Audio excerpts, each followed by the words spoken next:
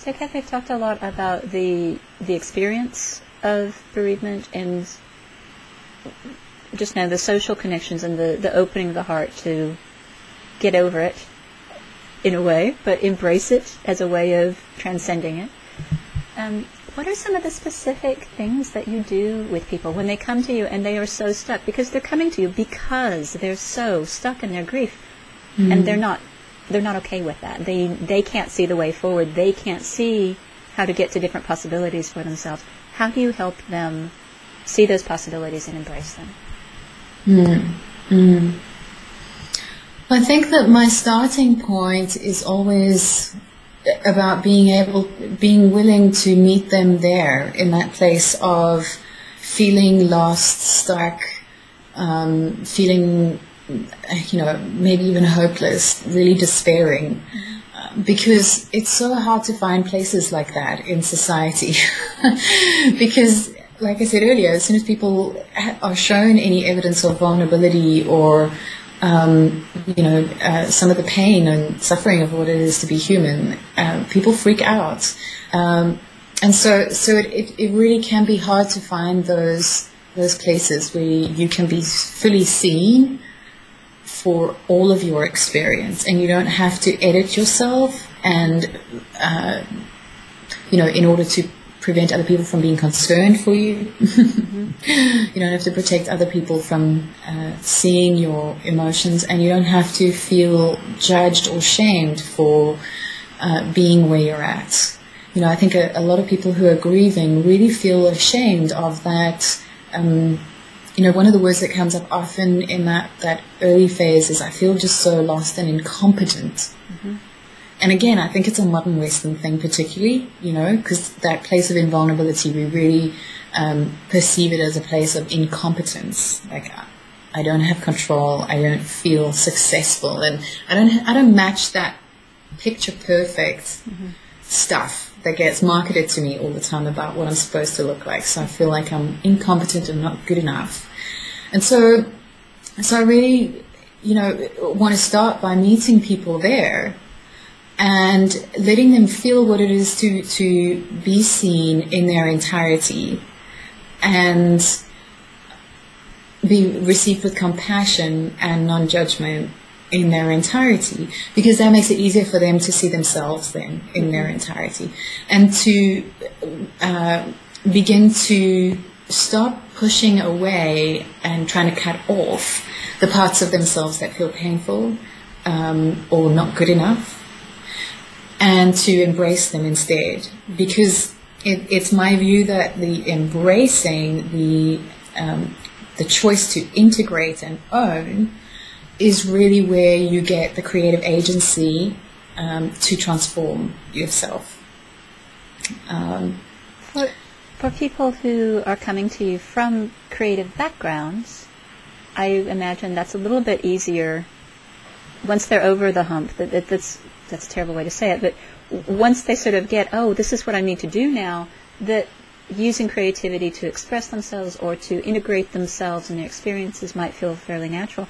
To somebody who doesn't think of themselves as an artist, a writer, a potter, a painter, a musician, a poet, whatever, creative tools are still very valuable for them, but how do you help them across that bridge too? It seems like you've got a double bridge to cross there. It can happen in different ways. Interestingly, I think sometimes people who are trained in arts find it harder to work, particularly working in the medium that they have had a lot of training, because they have all these rules about how you're supposed to, what kind of art you're supposed to make, what kind of art is good enough, and they're very focused on the product of their art. The kind of creativity that I use in my work is not about the product, it's about the process. So it really doesn't, we're not trying to make pretty art, we're not trying to make art that sells, that anyone else would want to put up on their walls, or, what we're doing is really the broader definition of creativity, which anyone can do.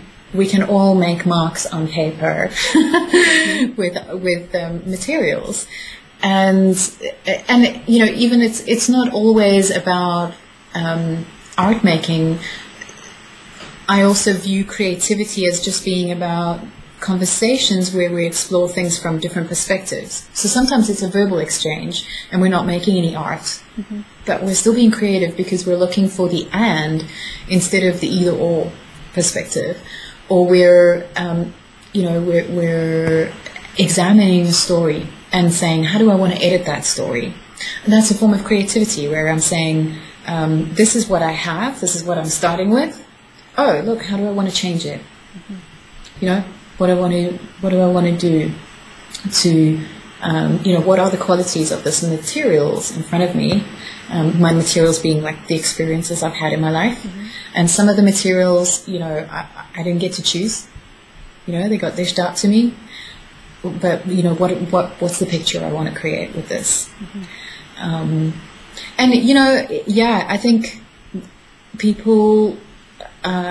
it's not, I'm not suggesting it's an easy, we very rarely sit down in one session and go, okay, so what's the picture? Who do you want to be? What do you want to create in your life and stuff? I think that kind of thing is a lot easier for someone who hasn't experienced loss or who isn't experiencing their grief more deeply and they've integrated it more, but for someone whose heart has been broken fairly recently and they're in deep pain, that's a pretty challenging exercise. And I introduce those questions very gradually so that they don't feel like added incompetence, oh my God, I can't even answer the question of what do I want. I don't even know what I value anymore.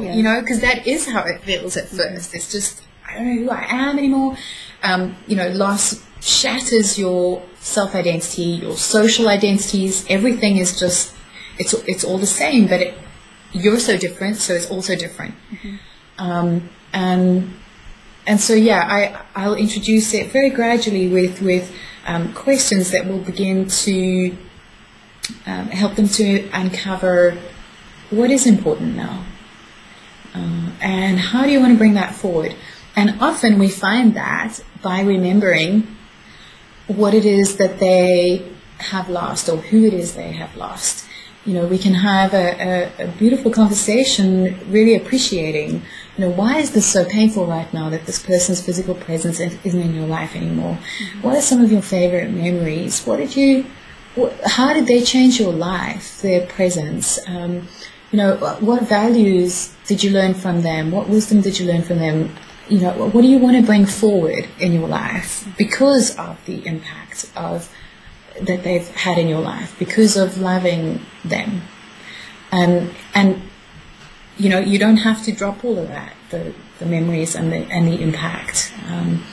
When you embrace it and you decide to creatively and consciously carry it forward, whatever you want to carry forward, you have creative agency to decide what you want to carry forward and what you might want to leave behind from the relationship, because some relationships are complex, and there are some things you might want to leave behind. That's okay.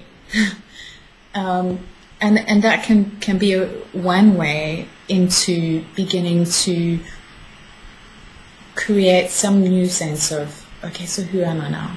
What is important in my life?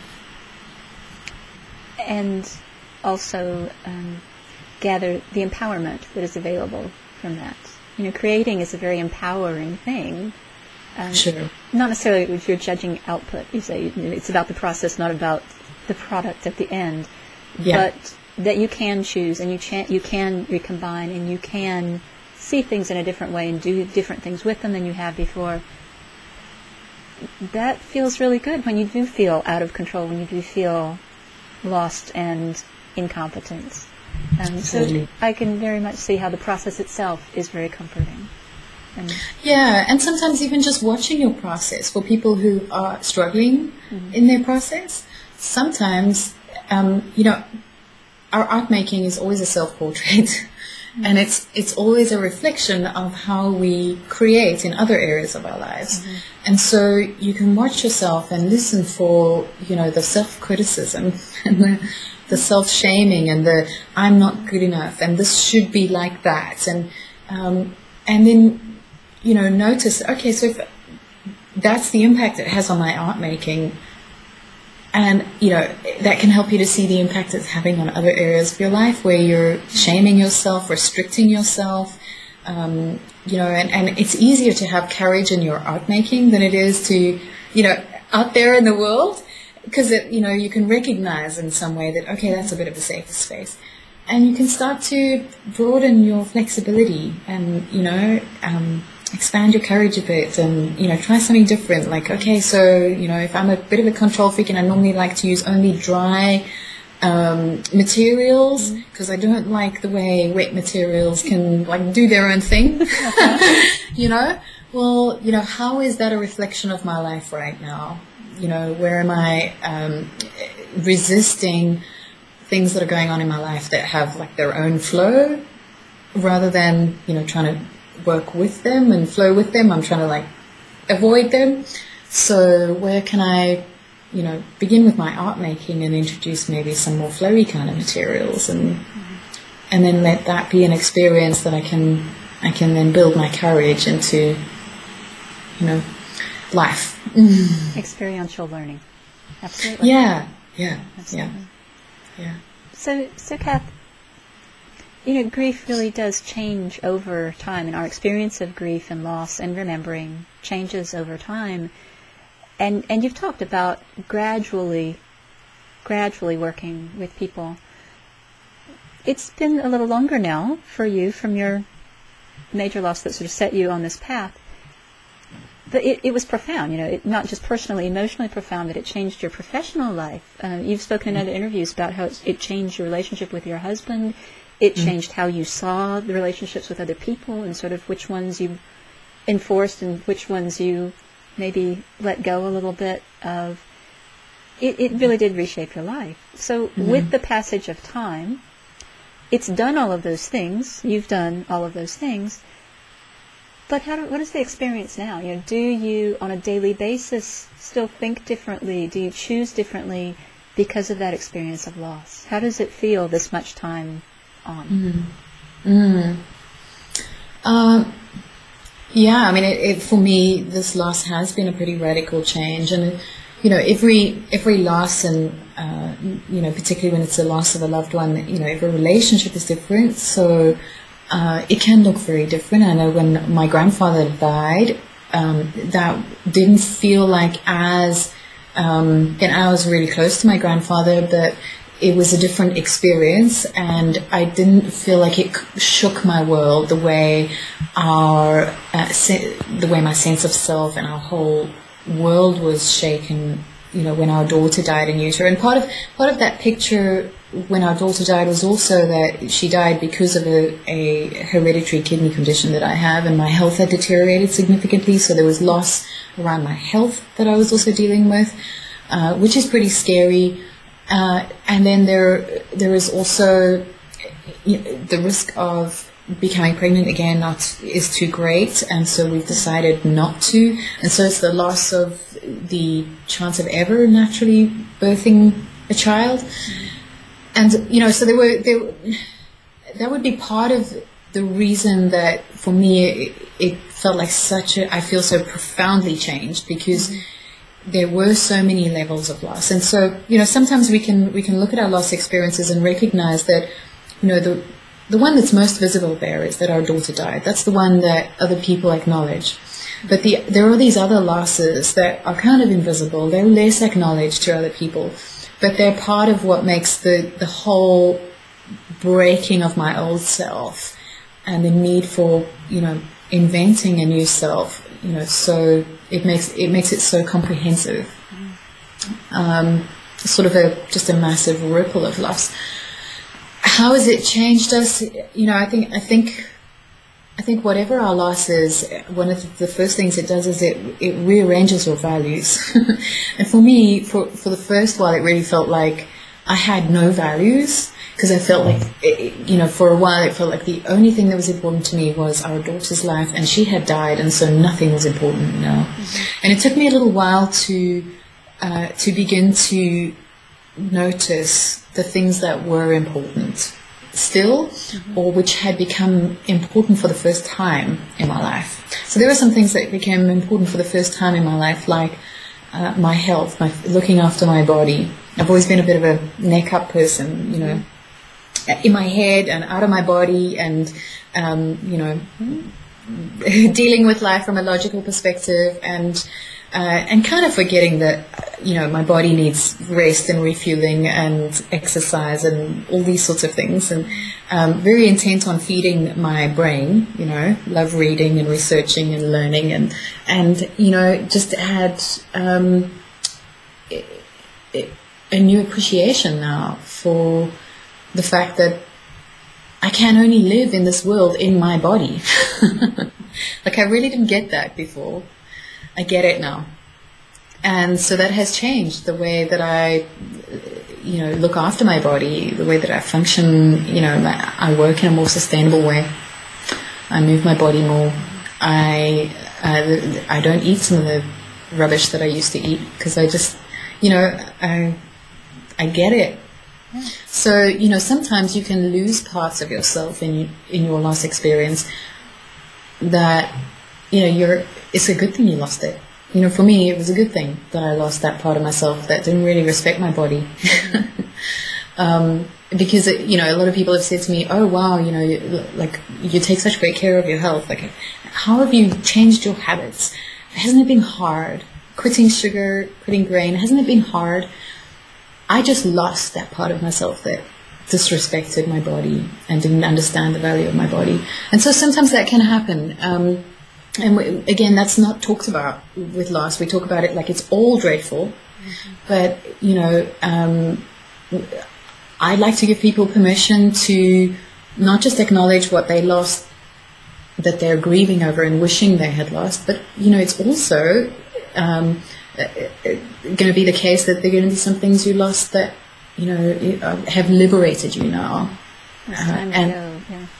Yeah, and particularly if there are complex relationships, you know, I'm thinking in the case of parents who pass away, and, you know, some of us have difficult relationships with our parents, and they're important people in our lives, and, you know, we love them a lot, and maybe they were a voice in our lives that really criticized us, or you know, held us back in some way, you know, for some people even, you know, abuse, or, you know, and so yeah, it's we can have permission that relief is even a grieving emotion that is, you know, okay to feel.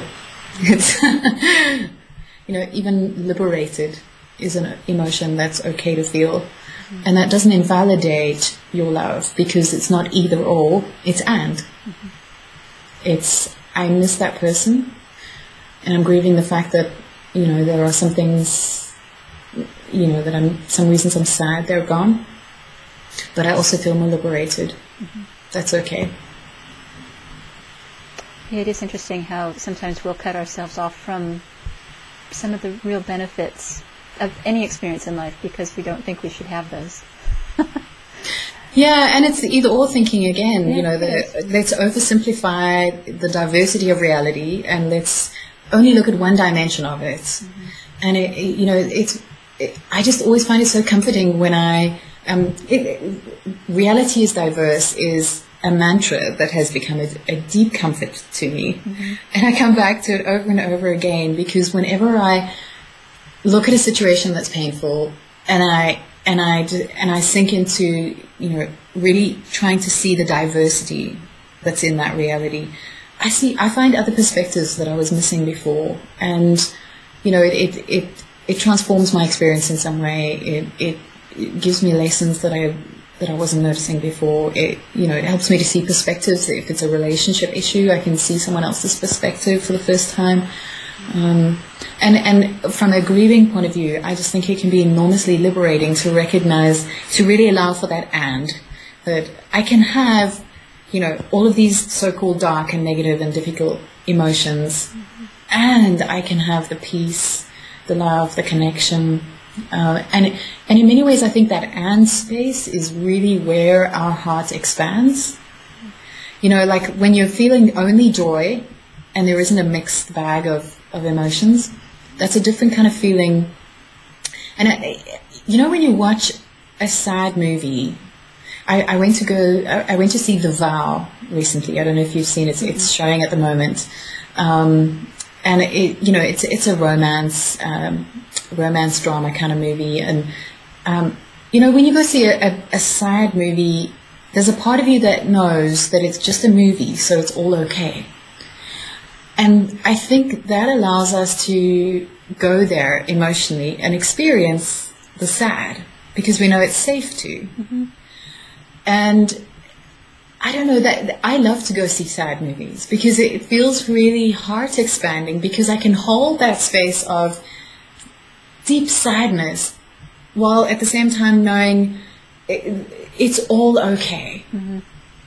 And I think when we can find that space in our real lives of knowing that, yes, there is all this stuff going on, but ultimately there are the parts of myself that are indestructible, and I am okay even with this going on.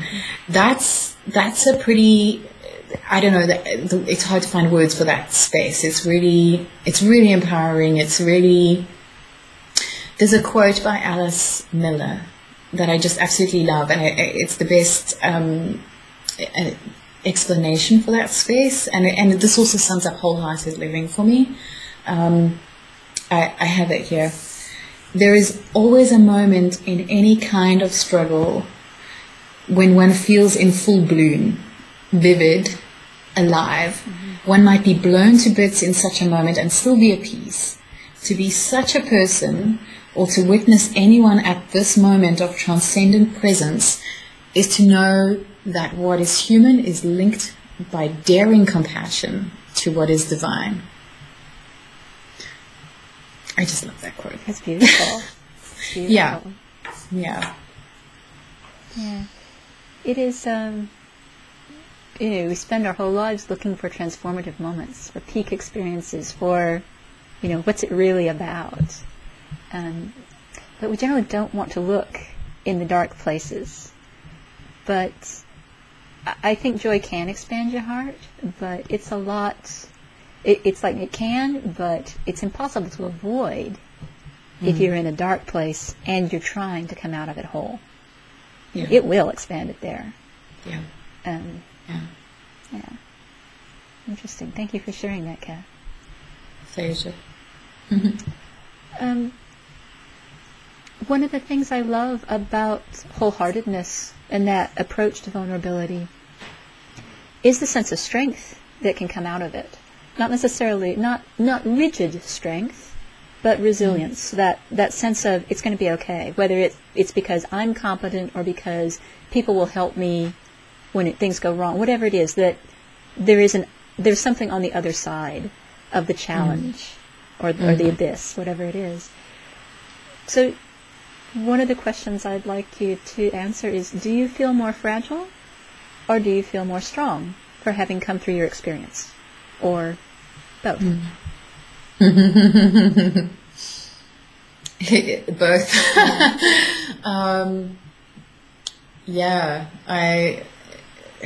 It's a strange thing. It's both, and again, I wouldn't have realized before that that the answer could be both. I would have thought it needed to be one or the other. I think when you experience really loving and then losing, that there definitely is a period of time where you feel mostly fragile afterwards. And it's in that fragility then, there is, I guess, I really like Martha Beck has a message where she talks about going through the ring of fire in her Steering of Starlight book. Mm-hmm. And I think, grief, loss does that. It places us in this metaphorical fire that burns away, it burns us. And what happens is that we're ultimately left with the parts that are indestructible, that couldn't get burned away, the things that we couldn't lose. And it can be quite hard to find. I don't think I feel like I met my indestructible parts only by going through that fire. That I didn't really have a sense of it before. I think I had something of a faith in it, that I'm resilient, I'm creative, I'll be okay. But it was still a faith because it hadn't really been tested in a big way. Now I have evidence that, I can survive something terrible like the death of a child that we really loved. And the death of all the dreams that we had pictured, that road that we were on, and the kind of family we were going to create. And, the death of all of that was what showed me the parts of myself that are really creative and adaptable and resilient. Yeah, so it's a strange mix. On the other hand, I understand my vulnerability, and I've experienced my vulnerability in a much deeper way than I ever did before. But like that Alice Walker quote, it really feels like this is the most alive version of me. Being in touch with, like really understanding the indestructible parts, and also really recognizing my frailty, my human frailty, and the amount of, how little control we have. That we do our best, we live our lives, and sometimes tragedy happens that's way beyond what we can control. But within that, there is the undestructible parts. That's right. There are parts of you that will still be there when you come out the other side, when all of the clutter and all of the static has been blown away, or burned away, or washed away, or cried away, whatever. Yeah. There will be something, and it will give you different choices and different options and different ways forward that you might not have noticed before. Yeah. It's for sure. Yeah. And I've always been a little bit of a worrywart and perfectionist and stuff. And that's one of the things that has also shifted for me. You were asking earlier about what's changed so much, and there are just some things that I used to invest a lot of energy in worrying about, and I can't worry about that stuff anymore because I have a bigger perspective of that I can look back and remember that I have held my dead baby in my arms. And that just seems like, then when I think about is my house clean enough for guests that are coming over, it's just like, well, I really can't care. It'll be okay. Exactly. There's such a liberty in really understanding what matters. And what matters is enjoying my company when people come over, the guests, and really being present to them. And it doesn't matter what my house looks like. Cath, you've shared so much that I identify with, not because the experiences are the same, but I think because some of my mindset going into traumatic experiences I've had has been the same, about being the perfectionist and trying to get everything just right and control and feeding the head and maybe not worrying about everything else so much. And yeah, it's good to be on the other side of some of that. It really is. For sure. Yeah. For sure. For someone, sort of back to a more basic question, we've talked about so much that is part of and can come out of the grieving process in finding new ways forward. For someone who's feeling stuck and wants to open themselves to new possibilities after loss, wants to create new possibilities for themselves, what's a piece of advice that you would give to them? What's a place to start? Oh, yeah, it's always difficult to give one sort of universal tip because grief experiences are so different, from one person to the next. And when I sit with a group of people or with an individual, I'm really wanting to go in curious and first find out where they're at, because there's so many different points where people can get stuck. I guess one fairly general or universal idea that I've found, or pattern I've found, is that when there is stuckness, it's often about some form of shaming. Mm-hmm. And so maybe that's the place to start with, noticing the pain that you're feeling, and then asking yourself, what is it that I am pushing against? Mm-hmm. What is it that I'm feeling I should be thinking, feeling, being, doing? Mm-hmm. What is it that I am thinking and telling myself other people are thinking about me? And it sounds lame to be, thinking like I'm worried about approval and, people liking me while I'm grieving. But, I just want to affirm that is universal. Mm-hmm. We are wired for connection. Mm-hmm. And, when you feel that need for approval, what it really is a deep desire for connection. Because we know intuitively that connection is one of the ways that we can let new love in, and we can, heal that grief, that pain. But it can really feel like a very needy, I need approval from other people. And, so exploring that, where am I feeling I need approval from other people in the way that I grieve, in the experience I'm having right now?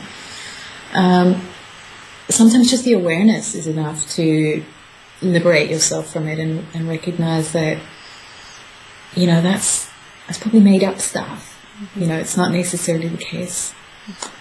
Sometimes that awareness can direct us to the fact that maybe we're looking for connection in the wrong places. We're trying to find connection with people who aren't compassionate, and compassion is a skill. Mm-hmm. Maybe they're a nice person, but they just haven't built the skills for being empathic and holding that space for you, and that's okay. But it is important to honor the need for connection by, looking for ways to nurture it somewhere. Mm-hmm. Even if it's like finding a little Facebook group that's private, where you can sort of anonymously begin to connect. There are lots of ways to do that online these days. And, looking for the little pockets of compassion that you already have in your life, where you've got some relationships that have built a bit of trust.